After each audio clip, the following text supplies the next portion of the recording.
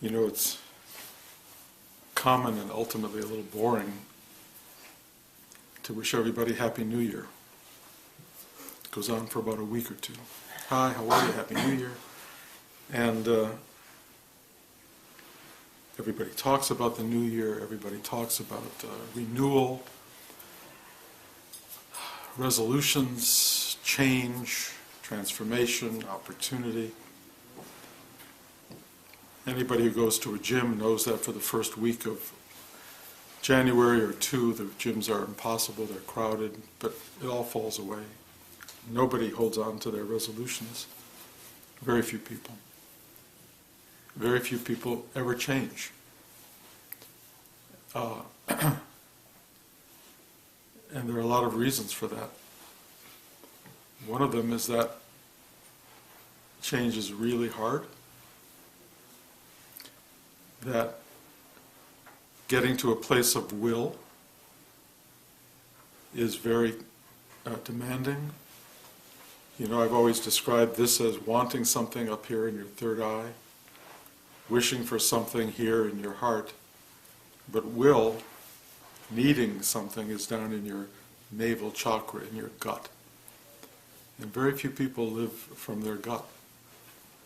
Most people live in dreaming, wanting, wishing, hoping, faith. It will happen. And very few people take control. Very few people can come to a place where they really, really want to change their lives. Most people want life to change for them. Bring me something, win the lottery. Recognize me on the street as a possible movie star. Whatever it is, but anyone who has ever achieved any kind of real transformation has done it through one thing, which is called work. Effort. There is no other way. Effort is building something from the ground up, the way things are built.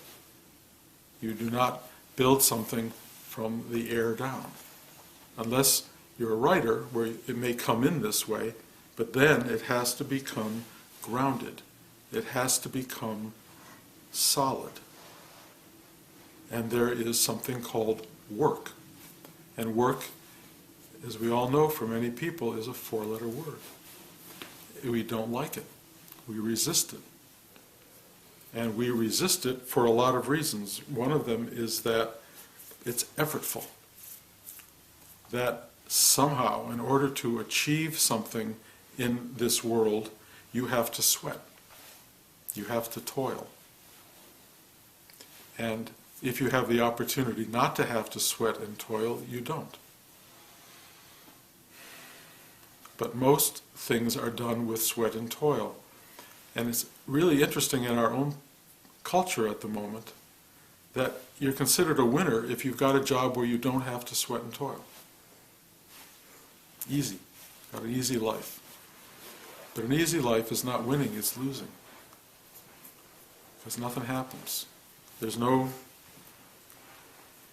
transforming of you. There's no alteration of you. You stay the same until life winnows you down into a usually kind of weak, demented entity. And then you die. And what was that about? What was that about? Well, the opportunity in life to grow, to become something, to establish something, is not just about your own ego and your own desire and your own will. It's about the desire of life itself. The self itself wants what you want. The self wants to grow, to propagate, to achieve, to build, to construct, to inform, to entertain. It wants all this, or we wouldn't be here. We are part of that enormous process. And anybody who's ever built anything knows how hard it is. knows the work involved. There's an interesting force that arises in the effort to build, in the effort to just be, and that's called resistance. Resistance is an extraordinary energy force. So you have the desire to do and the desire to not do almost simultaneously. And out of that struggle, most of us create lives. It's even said, and I've talked about this before, and I'm not a physicist, but I've read that the first force that came after the Big Bang in the universe was resistance to the Big Bang. They arose almost at the same time. Desire to expand, desire to contract. And we're all caught in that. We're all caught in that dynamic. And most of us in that being caught are very uncomfortable. It's hard, often brutal. But the difference between a spiritual life and a unconscious life is that when you are aware of that struggle and you are aware of that demand, you don't fight it. You just say yes. Yes. And how do you say yes to the demand of life? Because it's big. Well, I'm always reminded of the Bobby Kennedy approach. When he became Attorney General, he went into his office and he saw a stack of papers that big on his desk. And he looked at it and said, there's no way. There's no way I can handle all of the demand that life has in front of me. And he tried to figure out what he should do, and then he arrived at what I call the most brilliant of solutions. He went to the top of the list and he took one page, he looked at it, done. Another page, done. It's simple. You do the one thing that's in front of you, one thing at a time. You do everything one thing at a time. And if you do everything one thing at a time, that list keeps going down until they bring the next pile, and then that goes down, and that's really life.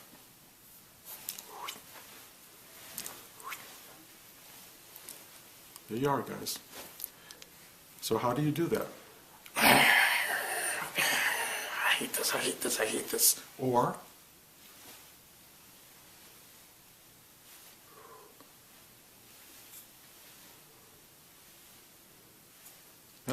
that's the difference between an unconscious life and a spiritual life. And Rudy was very smart in understanding that we all resist life. That we resist it and we suffer it. And so he gave us this exercise that says, please help me to surrender. Please help me to surrender. And what does that mean? It means you ask for help, very important idea, and to surrender is to get out of your way. When you get out of your way, the amount that you can do and accomplish in life is phenomenal. When you are in your own way, very little gets done. When you're in your own way, it means that your mind is trying to understand what you want. You're feeling your passions, your desires, your hungers, all of these things, and then you're looking at life and going, well, not that, not that, not this, not that, no, maybe this one, maybe that one, and almost nothing gets through. When you're surrendered, you see what arises. You see what arrives in your life.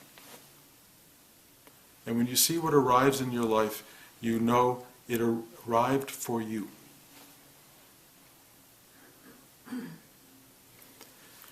You look at what emerges, you look at what's in front of you, and you go, You don't judge it, You don't reject it. You don't even accept it. You just go, And what it is explains itself to you. It clarifies itself. And then it either is something you act on or something that doesn't have to be acted on. But it's there for a reason. Stuff doesn't arise in your life for no reason. The stuff that arises in your life is you. It's you. I often talk about this as the cocktail party phenomenon. You go to a cocktail party and everyone you don't want to talk to comes over. And you keep trying to figure out, how do I get out of this person? Because you want to be with that person over there, or you want to be with that one. Why isn't this person talking to you? There's all of this stuff going on in your head, and you're never with anyone. You're never with what's in front of you. You're always looking away from what's in front of you. And so you end up with a very unsatisfying cocktail party, because you never, ever engaged what was there. What happens, which is really interesting and worth trying in the next cocktail party you go to, engage the person in front of you. Just engage them. Doesn't matter why they came there. You don't know why. They came because they're a part of your own being who has appeared in front of you. Why should you reject that? Just talk to them. Be open to them.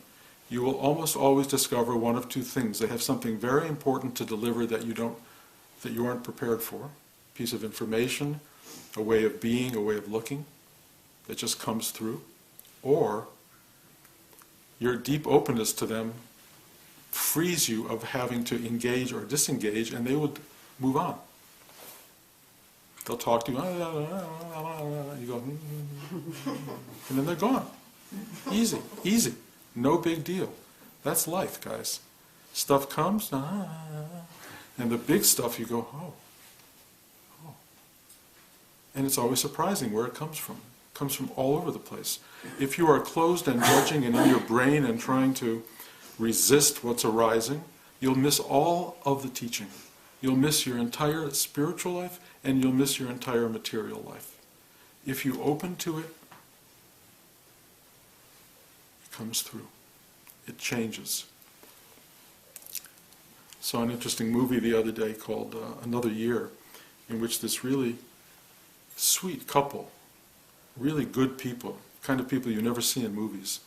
They tend to their garden, they tend to their friends, they tend to their children, they just do what's in front of them. And one of the people they attend to is a woman who's very neurotic, just very neurotic, and she's constantly trying to pretend to be really happy and everything's wonderful, but you know it's not, and they know it's not, she knows it's not.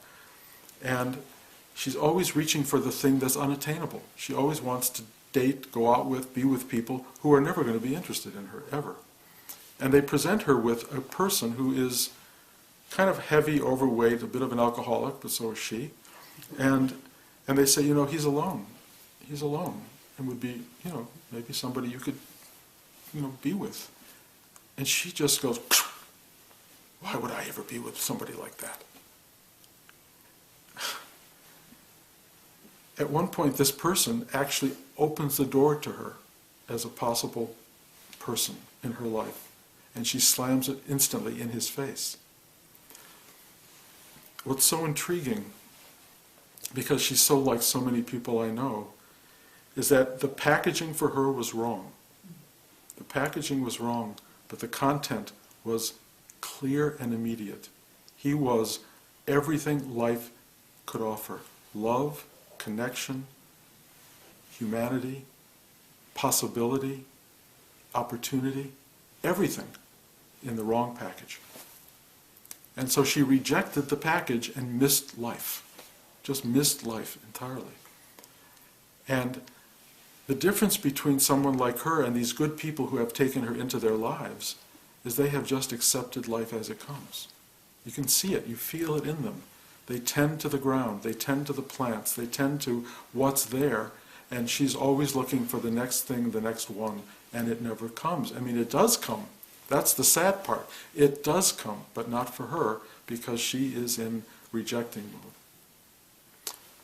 Please help me to surrender means to open to the stillness of being that knows what's real, that knows itself. So when the self appears, it can be acknowledged, embraced, loved, and accepted. And what's so amazing is that when you go to the cocktail party and all of these wrong packages come in and they're standing in front of you, there's a part of your mind that's going, yes, yes, no, no, yes, maybe, I don't, going through this whole thing. And what it's really doing is it is expressing this endless judgment, and that endless judgment is your ego. If you want to know what your ego looks like, watch yourself at a cocktail party. It's so interesting. You are designing life according to your desires, wishes, hopes, and ambitions. So life is bringing you all of this stuff, and it's being filtered through this yes, no, yes, no, yes, no thing, which is basically very small, very critical, very unintelligent, and has no wisdom at all, meaning a larger vision. So you are dissecting your life as it arises, and you are destroying everything that comes at you. Surrender is to open to what is there and watch what it wants to do. Wisdom is knowing that it has arisen to help you and to serve you. And true wisdom is to know that everything that arises serves. Everything. Even the stuff you don't like, and perhaps even especially the stuff you don't like. Because the stuff you don't like is really showing you where you are shut off, where you are limited, where you are in some way not available to what is. And if you want to grow spiritually, the whole practice is surrender, the whole practice is be open, be available, non-judgmental, not discriminating. Try to understand there's a difference between discriminating, which is to be aware of this has good elements and that has bad elements, and then there is this thing of just rejection, which is no, no, no, no, no, yes, yes, yes, which is not discriminating, it's just judgment based on ego. When you open the door to possibility, when you open the door to just being, when you open the door to accepting what is, you open the door to life, to transformation, to true change, to true growth, and this idea of renewal, of resurrection, if you will, this idea of resolution starts to make itself known. The new year is no longer about mind judging, I will do this, I will do that, because the mind can't hold on to any of that. It's too weak. Even the mind at deep will has a struggle, although it's possible. What really transforms is being open to what is. It's so simple. You don't have to think about going on a diet. Something in you just stops eating the wrong food. You don't have to debate going to the gym and trying to have a new regimen in your life. Something in you wants to do that. It arises naturally because it's natural in you, because what's good for you comes up. The thing that wants to build a life arises. The thing that wants to engage the struggle of life happens. You're no longer in battle mode. You are participating in this enormous creative vibrancy of existence. That's who you are. It's what you are. That's what you're here to do. You're not here to meditate your life away. You're not here to pretend this isn't real. You're here to know there is no reality but this. And your hunger is the hunger of being, the hunger of the universe. Your desires are the desires of the universe. They're all there for a reason. It all comes up for a reason. And when you truly surrender to that stuff, the stuff that really makes sense emerges. The stuff that doesn't make sense, the stuff that's clearly chaotic bullshit in your head, the stuff that tells you, oh, I've got to be, I got to be at that party at 9 o'clock because if I don't do that, and if I don't do this, then this is going to happen, and that's going to happen, that goes away. And something in you goes, I can choose to be at that gathering or not. I think I'll go. comes from a totally different place. I will be conscious in my choices. So desire is no longer this crazy, chaotic, emotional condition. It comes from this place of real wishing, real wanting. The desire for a career no longer is just a dream. A desire for a career becomes, I will build this thing. I will make this happen. I will do the work. Now, we all have to deal with what we call circumstance. Sometimes the world is not about to give us the thing we want, at least not in the moment that we want it. You have to allow the universe time to orchestrate what you want, to be able to deliver it.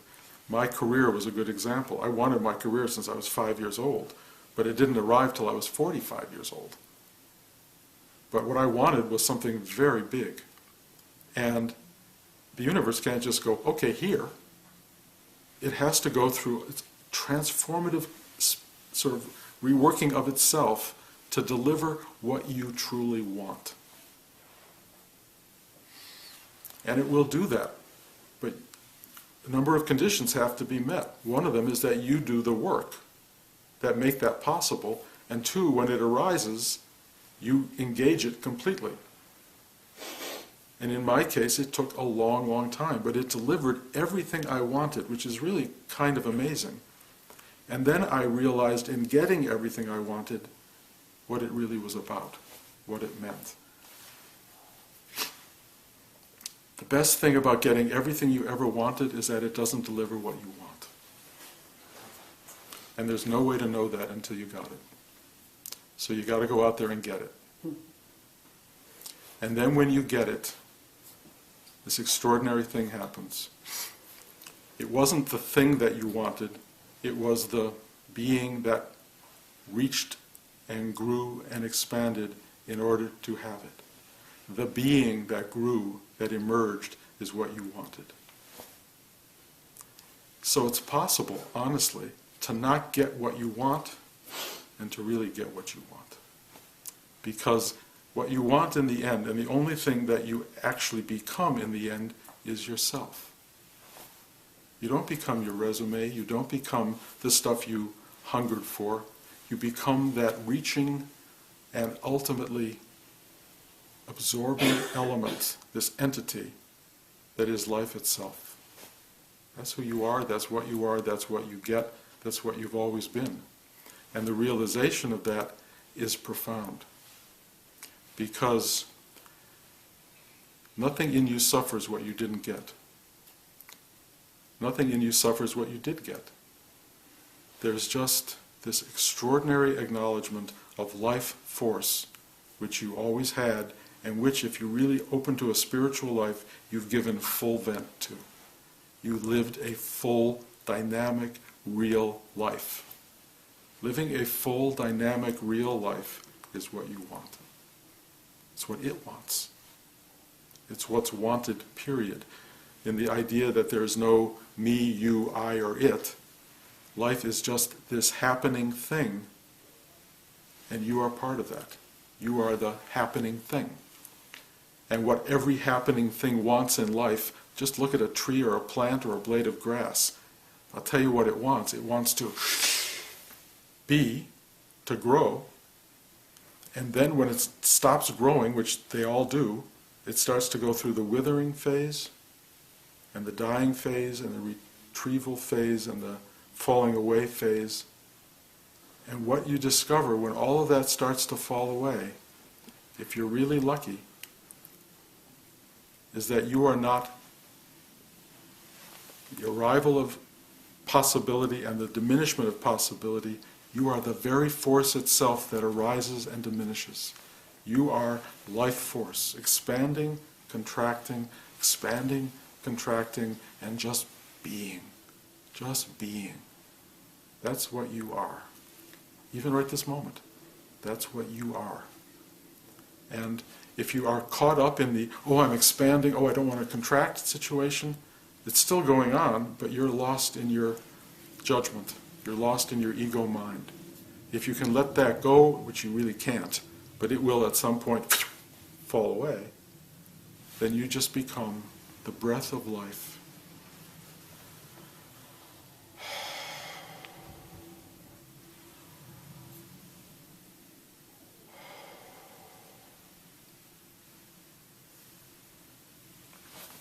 Welcome to yourself,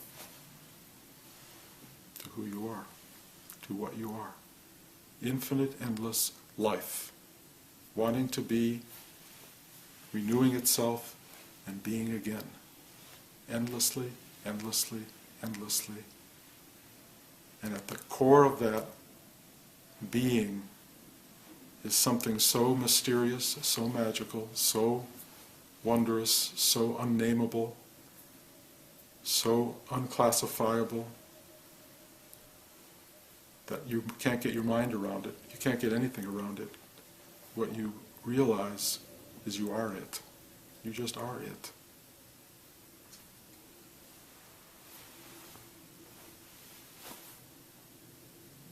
Then you go on and enjoy your life. Same old, same old. Create, wither, have fun, don't have fun. Have a great life, have a terrible life. It's your game, guys. You got it. You're in it. Have a great time, have a terrible time. It doesn't care. It doesn't care. I mean, you would like to have a good time, just like you want to have a good time. But if you're really going to have a good time, open to life. And don't limit it with your brain and your mind and your desires and your expectations. Just open to life. What do you want? Go for it. Build it from the ground up. Take the time, make the effort, because it won't happen as a dream, it won't happen as a sort of a mild little thought in your head. It takes everything in you to have a life. It takes everything. So go for it.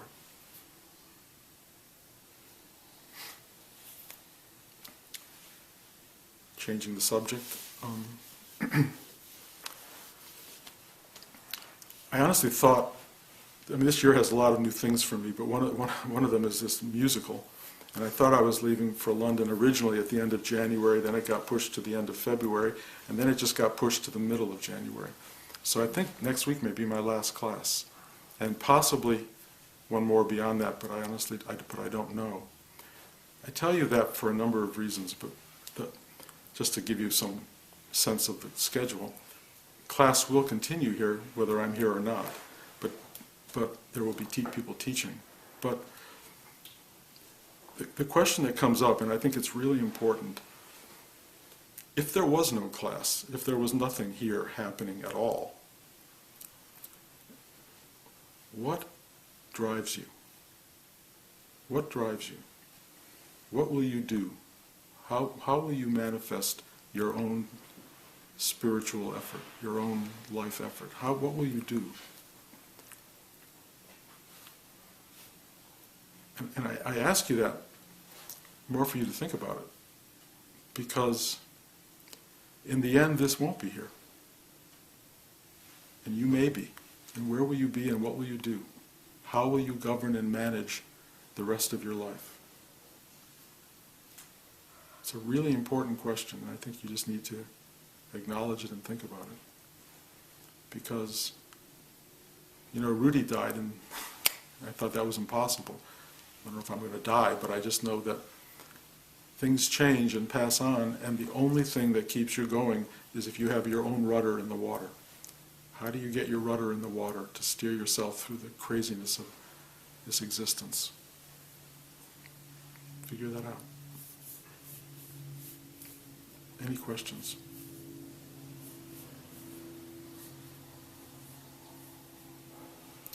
Okay, thank you.